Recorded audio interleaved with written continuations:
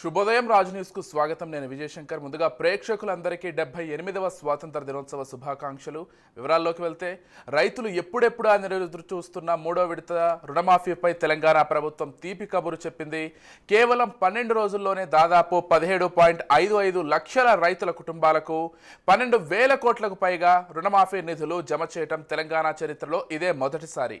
August 15న స్వాతంత్ర దినోత్సవం సందర్భంగా మూడో విడత పంట రుణమాఫీకి రాష్ట్ర ప్రభుత్వం సన్నద్ధమైంది. అమెరికా పర్యటన నుంచి వచ్చి రాగానే సీఎం రేవంత్ రెడ్డి ఖమ్మం జిల్లా వైరా మండలంలో ఈ కార్యక్రమంలో పాల్గొనున్నారు. మూడో విడతలో 1.50 లక్షల నుంచి 2 లక్షల రూపాయల వరకు పంట రుణాలు మాఫీ చేస్తారు. ఆ రైతు కుటుంబాలు బ్యాంకు ఖాతాల్లో నిధులు జమ చేస్తారు. దీంతో రుణమాఫీలో కీలక ఘట్టం ముగియనుంది. 2 లక్షలకు మించి పంట రుణాలున్న రైతులకు చివరి విడతగా నిధులు కేటాయించాలని ప్రభుత్వం నిర్ణయించింది.